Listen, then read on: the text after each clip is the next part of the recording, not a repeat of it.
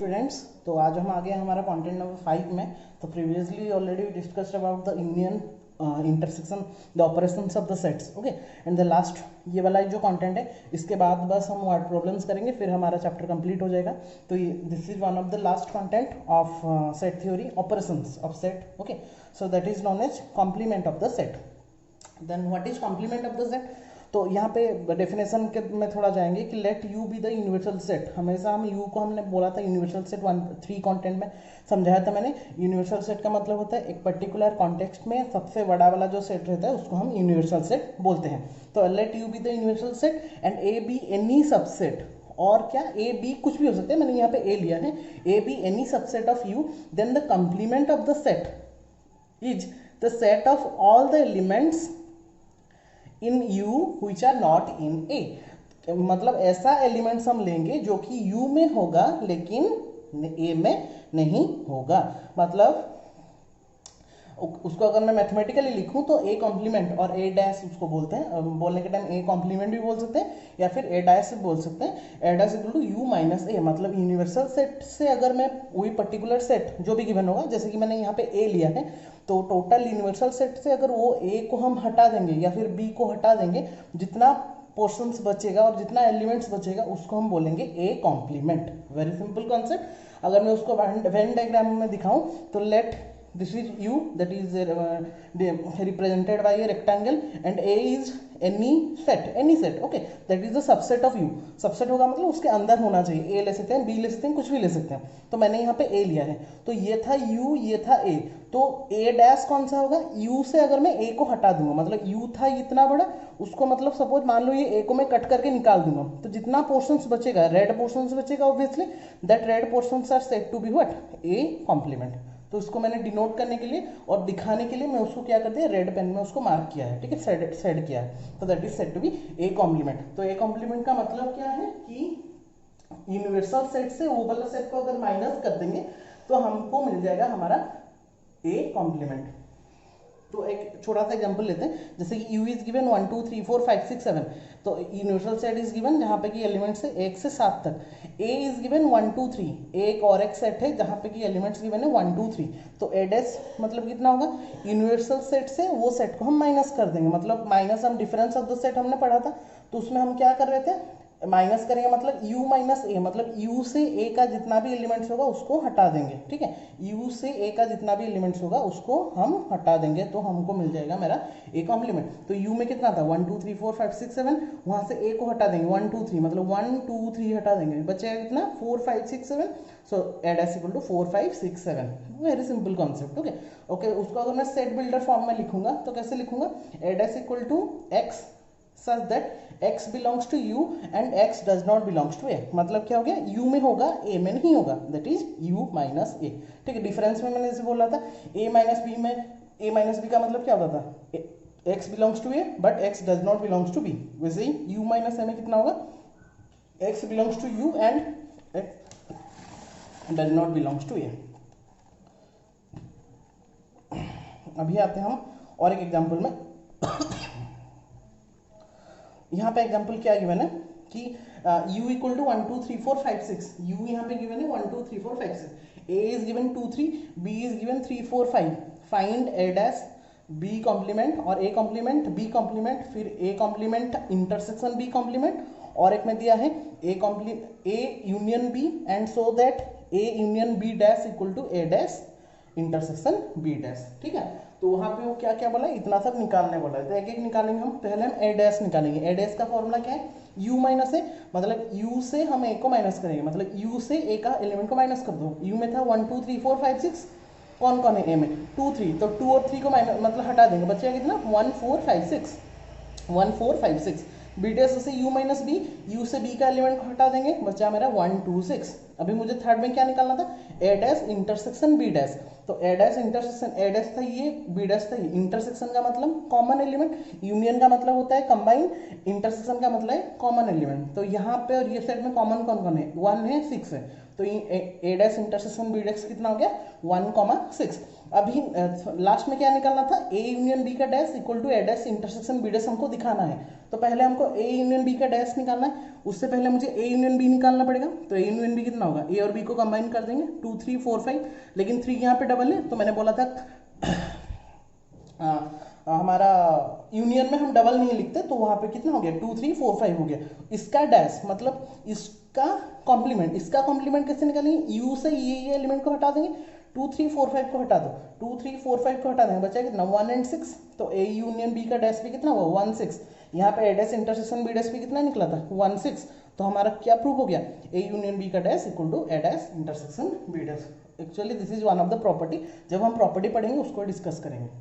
तो ये था जैसे यूनियन का, वैसे ही सेम प्रॉपर्टी एक है ए इंटरसेक्शन बी का dash equal to A dash union B dash, उसका उल्टा है, ठीक है। This is also one of the property, हम प्रॉपर्टी में पढ़ेंगे अच्छे से।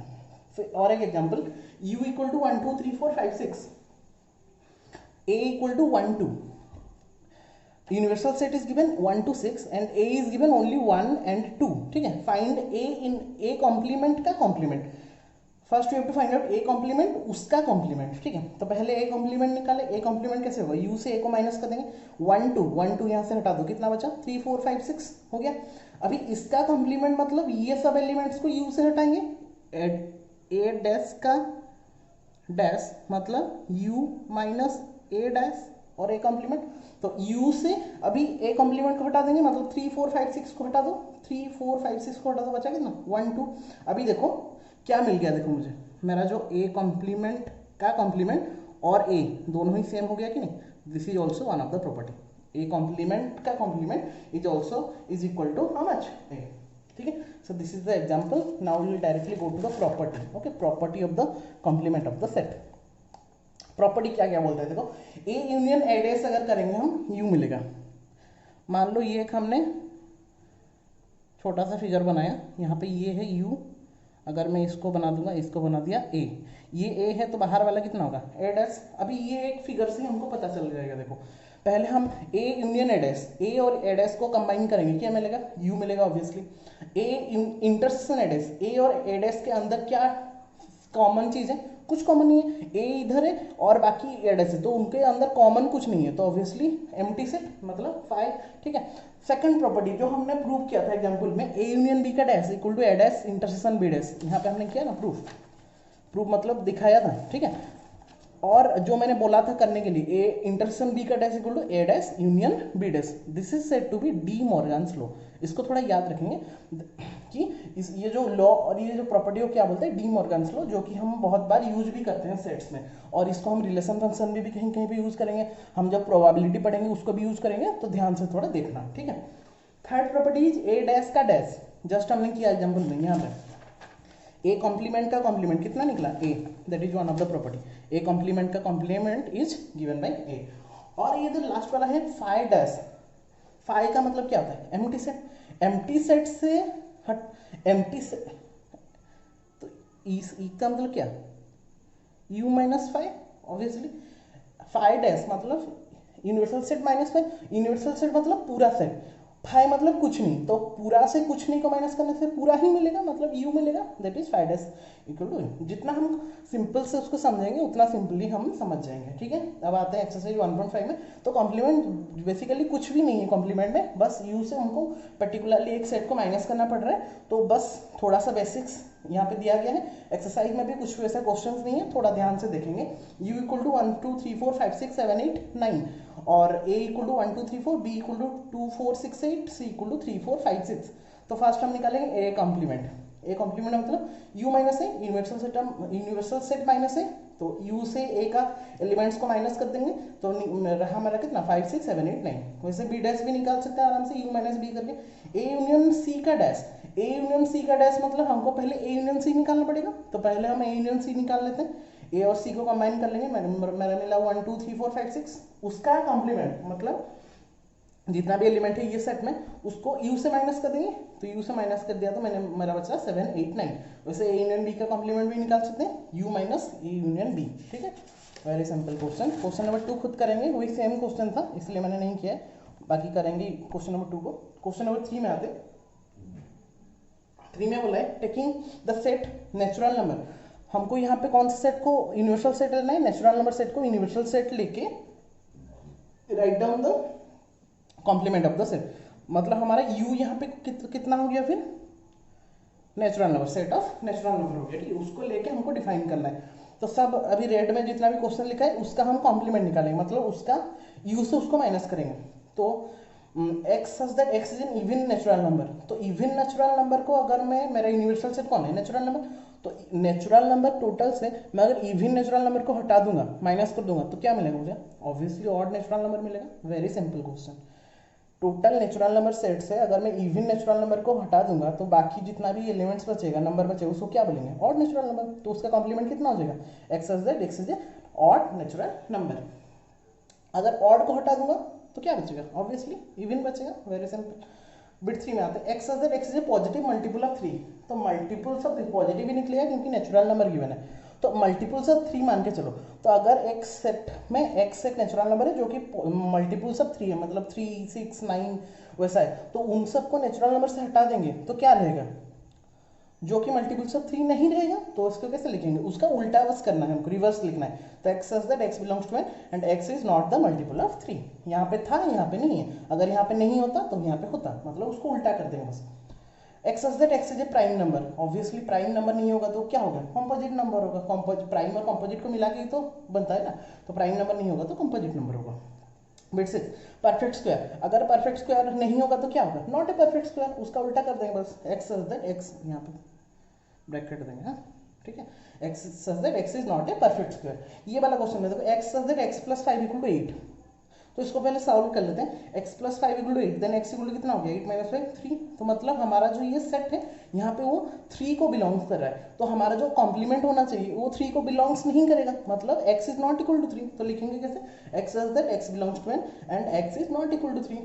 समझ में आ गई नहीं। ये वाला जो सेट है वो हमारा 3 को डिफाइन कर रहा था, मतलब 3 दिखा रहा था हमको, 3 ही निकलता, ये जो निकाला हमने। तो हमको कॉम्प्लीमेंट लिखना था, मतलब हमको वहाँ पे 3 लिखना नहीं है। तो 3 लिखेंगे नहीं तो कैसे लिखेंगे उसको, एक्स एक्स बिलोंग टू, वो नेचुरल नंबर होगा लेकिन वो 3 नहीं होना चाहिए, बाकी जितना भी होगा तो वो हमारा कॉम्प्लीमेंट हो जाएगा। सिंपल। एक्स में आता है, X X less greater than equal to 7। इसका मतलब क्या है, ग्रेटर देन इक्वल टू 7 मतलब कौन सा नंबर होगा sir, greater 7, 8, 9, 10 dot dot dot up to infinity. तो वो नंबर्स को नेचुरल नंबर से हटा देंगे तो लास्ट में बचा है कितना नंबर है, फर्स्ट नंबर से 1, 2, 3, 4, 5, 6 बचेगा। तो उसको लिखेंगे कैसे, X such that X belongs to n and X less than 7। ठीक है, हमने क्यों लिखा, ये कॉम्प्लीमेंट हम लिख रहे हैं। हमारा निकला 7 से लेके इन्फिनिटी तक। तो टोटल नेचुरल नंबर सेट से अगर मैं 7 से इन्फिनिटी मतलब वो पार्ट को हटा दूंगा, ये था टोटल 1, 2, 3, 4, 5, 6, 7, 8 डॉट डॉट। तो ये सबको हटा दूंगा तो बचेगा कितना मेरा, 1, 2 लेके 6 तक। तो उसको कैसे लिखेंगे, X that X belongs to n and X less than 7, that is 1, 2, 3, 4, 5, 6। ठीक है, और बाकी जितना भी क्वेश्चन है वही सेम रिलेटेड है, आराम से बैठ के कर लेना। वेरीफाई, अभी आते हैं verify. Verify A union B का dash equal to A dash intersection B dash. ये मतलब ए बी ऑल्सो गिवन है क्वेश्चन में, एनसीईआरटी में देखना, उसको बस वेरीफाई करना है। मतलब ए यूनियन बी निकालेंगे, उसका डैश निकालेंगे, और राइट साइड के लिए ए डैश निकालेंगे, बी डैश निकालेंगे, और उसमें क्या कर देंगे, उसका इंटरसेक्शन करेंगे, और लास्ट में देखेंगे क्या दोनों का एलएचएस और आरएचएस क्या हो जाएगा, सेम हो जाएगा, और हमारा वेरीफाई भी हो जाएगा। अभी आते हैं क्वेश्चन नंबर 5 में, जो कि है वेन डायग्राम, बहुत इंपॉर्टेंट है। तो फर्स्ट देखते हैं ए यूनियन बी का डैश। ए यूनियन बी का डैश मतलब क्या हो गया, मतलब बताओ मुझे, यू से हम किसको माइनस करेंगे, ए यूनियन बी को माइनस करेंगे, ऑब्वियसली टोटल यू से हम ए यूनियन बी को माइनस करेंगे। तो कौन सा पार्ट बचेगा, तो ये था यू, ये था ए, ये था बी, तो ए यूनियन बी कौन सा होगा, ये व्हाइट पार्ट होगा। तो अगर मैं ये टोटल यू से ये व्हाइट पार्ट को काट के निकाल दूं तो मेरा कौन सा पार्ट बचेगा, ये रेड पार्ट बचेगा कि नहीं। ये था यू, ये टोटल था ए यूनियन बी, तो इसको अगर मैं हटा दूं यहाँ से तो रेस्ट पार्ट क्या बचेगा, ये वाला। हमको ए यूनियन बी का कॉम्प्लीमेंट निकालना था, तो ये red part that belongs to और that denotes the A union B का डैश और कॉम्प्लीमेंट। ठीक है, बहुत important. Venn diagram is one of the most important concept for that chapter. Okay, A dash intersection B dash. देखो A dash और B dash को हम उसका कॉमन एलिमेंट ढूंढेंगे। तो पहले हम ए डैश लिख लेते हैं, मतलब डिनोट कर देते हैं, मतलब रिप्रेजेंट सेट कर देते हैं, फिर बी डैश को कर देंगे, फिर देखेंगे कि कौन सा कॉमन पार्ट हो रहा है। तो मान लो ए डैश को मैंने क्या किया, देखो यहाँ पे मैंने रेड पेन में ए डैश को दिखाया और ग्रीन पेन में बी डैश को दिखाया। ध्यान से देखो क्वेश्चन को और फिगर को। ए डैश मतलब ए को छोड़ के बाकी सब, तो ए था ये वाला राउंड, ए को छोड़ के जितना भी होगा उसको मैंने रेड में किया है, ठीक है।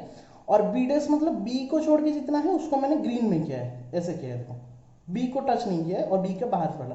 तो अभी मुझे बता कॉमन एलिमेंट्स कौन कौन है। कॉमन एलिमेंट कैसे पता चलेगा, मैंने यहाँ पे 2 पेन क्यों लिया है। कॉमन एलिमेंट हमको क्लियरली विजिबल होगा क्योंकि ग्रीन और रेड जहाँ पे इंटरसेक्ट करेंगे उसको हम कॉमन एलिमेंट लेंगे। अगर मैं सेम पेन से लेता तो मुझे थोड़ा प्रॉब्लम हो जाता चेक करने में, लेकिन अगर मैं ग्रीन और रेड में चेक करूँगा तो जहाँ पे वो इंटरसेक्ट करेंगे वहाँ पे हम उसका कॉमन एलिमेंट आराम से ढूंढ सकते हैं। देखो देखो अच्छे से देखो फिगर को कि ए और बी में यहाँ पे ओनली ग्रीन है, यहाँ पे ओनली रेड है, ये टोटल में, ठीक है। लेकिन ये बाहर में सब में देखो, सब में इंटरसेक्ट किया है, यहाँ पे ये सब में इंटरसेक्ट किया है। तो अगर मैं उसको रफली फिर से बनाऊँ तो कौन सा पार्ट होगा, ए और बी को छोड़ के बाहर वाला पार्ट ही होगा। And that red part denotes the A dash intersection B dash. Very simple concept, ध्यान से देखना ये कॉन्सेप्ट को। अगर समझ में नहीं आया तो फिर से पॉज करके और एक बार देखना। Common of A dash and B dash, तो कॉमन है ये वाला पार्ट जो रेड पार्ट हमने किया है, ये एक्चुअली आंसर है। इसको अच्छे से दिखाने के लिए मैं यहाँ पे फिर से ड्रॉ करके तुम लोग को दिखाया हूँ कि जो कि A dash intersection B dash. और देखो यहाँ पे ए यूनियन बी का डैश जो पार्ट निकला था, ए डैश इंटरसेक्शन बी डैश भी वही पार्ट ही निकला है, तो दोनों ऑब्वियसली इक्वल ही होंगे। तो ये जो कौन सा प्रॉपर्टी था, ये वाला प्रॉपर्टी है ना यहाँ पे, जिसको कौन सा प्रॉपर्टी बोलते हैं, डी मॉर्गन्स लॉ। कौन सा प्रॉपर्टी, डी मॉर्गन्स लॉ, हमने प्रॉपर्टी में पढ़ा था ना। तो वही को हमने वेन डायग्राम में भी शो करके दिखा दिया कि ए यूनियन बी का dash equal to A dash intersection B dash. Okay, all of you clear. Okay, next come to bit 3। Bit 3 बोला ए इंटरसेक्शन बी का डैश। ए इंटरसेक्शन बी का डैश मतलब क्या, पहले ए इंटरसेक्शन मतलब क्या होगा इसका, u minus A intersection B. तो पहले हम ए इंटरसेक्शन बी निकाल लेते हैं, उसको u से माइनस कर दें। तो ए इंटरसेक्शन बी कौन सा होगा, मैंने इसको ग्रीन में सेट किया है। देखो ये जो मिडिल वाला part, common part between A and B, इसको हटा देंगे। ये टोटल u से ये टोटल ग्रीन पार्ट को हटा देंगे मान लो, तो कौन सा पार्ट बचा मेरा, ये रेड में जितना किया है वही पार्ट, मतलब ये मिडिल वाला पार्ट को छोड़कर बाकी पूरा पार्ट। और ये रेड पार्ट हमको किसको दिखा देगा, ए इंटरसेक्शन बी का डैश को डिनोट कर देगा, ठीक है। अभी आते हैं कौन सा पार्ट में, ए डैश यूनियन बी डैश में आते हैं, ए डैश यूनियन बी डैश। अच्छा, तो वैसे ही यहाँ पे मैंने क्या किया, रेड में ए डैश को दिखाया है, ग्रीन में किसको दिखाया है, बी डैश को दिखाया है। तो ए डैश के लिए क्या करेंगे, ए को छोड़ के बाकी ए का चारों ओर को किस में दिखा देंगे, रेड में दिखा दिए। बी को छोड़ के, बी कॉम्प्लीमेंट मतलब बी को छोड़ के और पूरा, बी को छोड़कर पूरा को रेड में, ग्रीन में दिखा दिया, ठीक है। तो यहाँ पे बोथ बोला है, देखो वहां पे कंफ्यूज मत हो ना, यहाँ पे मेरा इंटरसेक्शन था मतलब कॉमन हमको ढूंढना था। यहाँ पे क्या बोला है, यूनियन बोला है, मतलब टोटल पार्ट हमको दिखाना है, जहाँ जहाँ पे रेड और जहाँ जहाँ पे ग्रीन होगा सबको दिखाना है। देखो तो देखो इतना करने के बाद मेरा ये जो मिडिल पार्ट पूरा खाली है, इसमें ना ग्रीन है ना रेड है, मतलब क्या पता चला कि वो वाला पार्ट को हमको सेट नहीं करना है। और बाकी टोटल पार्ट में कहीं पे रेड है, कहीं पे ग्रीन है, कहीं पे बोथ है, तो टोटल को सेट कर देंगे। तो मेरा रेड पार्ट वाला मिल गया मेरा क्या, ए डैश यूनियन बी डैश। और थोड़ा ध्यान से देखो, ये वाला जो पार्ट था यहाँ पे भी क्या था, मेरा मिडिल वाला पार्ट खुला था, बस मैंने यहाँ पे ग्रीन किया है क्योंकि मुझे इंटरसेक्शन बी को दिखाना था। लेकिन हमारा जो फिगर मिला था, कौन सा पार्ट मिला था, रेड पार्ट, बस ये मिडिल वाला को हम छोड़े थे। यहाँ पे भी सेम फिगर मिला, देखो टोटल पार्ट को सेट किए हैं लेकिन मिडिल पार्ट को ही बस छोड़ दिए हैं। That is also one of the property where A intersection B का dash is equal to A dash union B dash. Very clear, De Morgan's law हमने वेन डायग्राम में भी अच्छे से शो कर दिया, ठीक है। Come to the question number 6 में बोला है let U with the set of triangles. U क्या है, सेट ऑफ ट्राइंगल्स है, ठीक है, वो सेट ऑफ ट्राइंगल्स है in a plane if A is the set of all the triangles with at least one angle different from 60 degree. अगर एक angle different from 60 degree होगा देन फाइंड ए कॉम्प्लीमेंट। वो बोला है कि ए डैश हमारा universal set दिया है, set of all the triangles, और बोला है कि ए जो सेट है, ए जो हमारा सेट है वो क्या है, एक सेट ऑफ ट्राइंगल्स है जहाँ पे कि at least one angle is different from 60 degree. तो एक ट्राइंगल में अगर एक एंगल डिफरेंट फ्रॉम 60 डिग्री होगा तो दो एंगल भी 60 डिग्री हो सकता है डिफरेंट, या फिर तीन एंगल